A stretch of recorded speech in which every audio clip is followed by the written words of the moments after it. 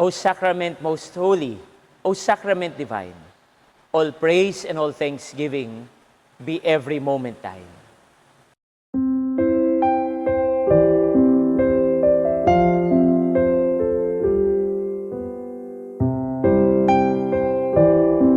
Isa sa pinaka-sentro ng pananampalatayang Kristiyano ang pagdiriwang ng banal na Eucharistia.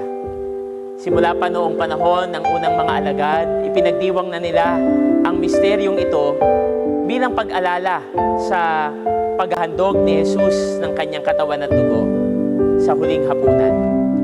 At bagamat ito po ay naging bahagi na ng buhay pananampalataya ng mga unang Kristiyano, may natatanging kaganapan noong ika-13 siglo kung saan isang madre, si Santa Juliana, mula sa bansang Belgium, ang nagkaroon ng isang pangitain. Pinakita sa kanya ng Panginoong Hesus sa pangitain na nagnanais ang Panginoon ng isang natatanging kapistahan na iuukol sa kanyang kabanal-banalang katawan at dugo. Kaya nga, noon ding panahon na iyon, sunod-sunod yung mga kaganapan ukol sa katawan at dugo ng ating Panginoong Jesucristo. Isa ho sa natatanging mga kaganapan na ito ay nangyari noong panahon din na iyon sa Bolsena, isang bayan sa Italia. Merong isang pari na nagmimisa noong panahon na iyon na nagkaroon ng pagdududa sa katotohanan na ang kanyang hinahawakan ay katawan at dugo ng Panginoong Jesucristo. At sa kanyang pagdududa na iyon, himala na may tumulong dugo mula doon sa katawan ni Kristo, mula doon sa ostia.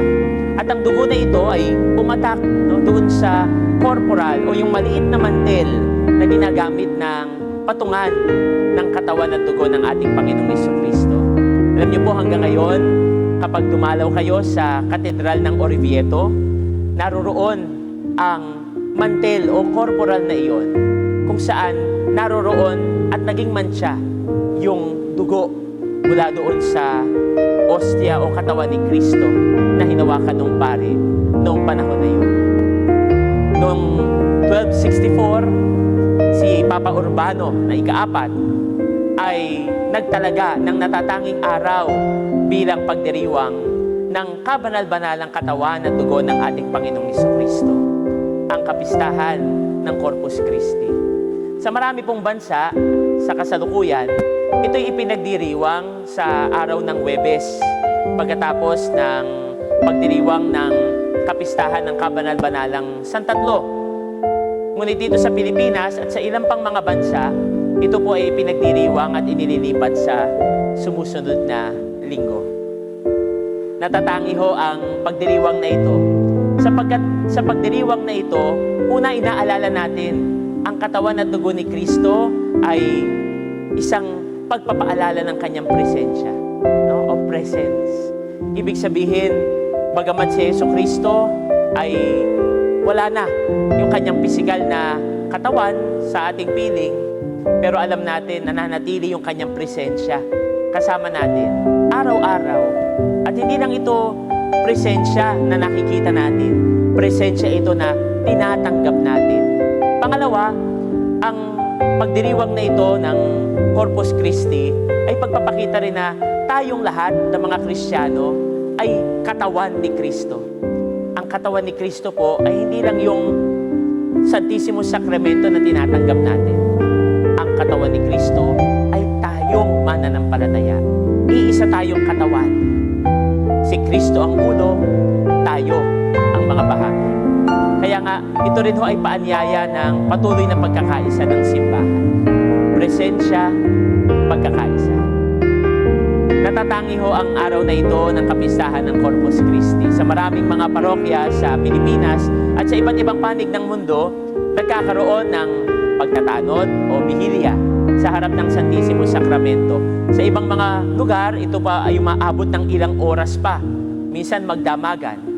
At ito ay kinatatampukan sa huli ng prosesyon ng Santisimo Sakramento. Umiikot ang Santisimo Sakramento sa simbahan o dili kaya sa mga kalsada na sakop ng mga parokya. At makikita natin yung Santisimo Sakramento, ipinagbubunyi ng lahat ng tao, maging ng mga naninirahan at maging ng mga naroroon sa paligid. Siguro magandang ipaalala rin sa lahat ng mga mananampalataya na sa pagdaan ng Santisimo Sakramento sa mga kalsada at lansangan natin, tayo po ay magbigay galang. Dumadaan si Jesus, dumadaan ang Panginoon. Kaya marapat lamang na tayo, kung maaari ay lumuhod at taimtim na manalangin, taimtim na magpasalamat. Mga kapatid, ano po ang hamon ng pagdiriwang na ito ng Corpus Christi? Ipinapakita nito na ang katawan ni Kristo ay hindi lang yung tinapay na ating tinatanggap. Ipinapakita nito na tayo mismo ang katawan ni Kristo. Makikita sa atin si Kristo sa araw-araw. Sa pagtanggap natin sa banal na komunyon, lalong-lalo na tuwing araw ng linggo na tayo ay nagsisimba, sana unti-unti rin tayong nagiging kawangis ni Jesus. Sana unti-unti rin nabubuhay sa ating katawan si Jesus. Hindi ko ba may kasabihan, we become what we eat.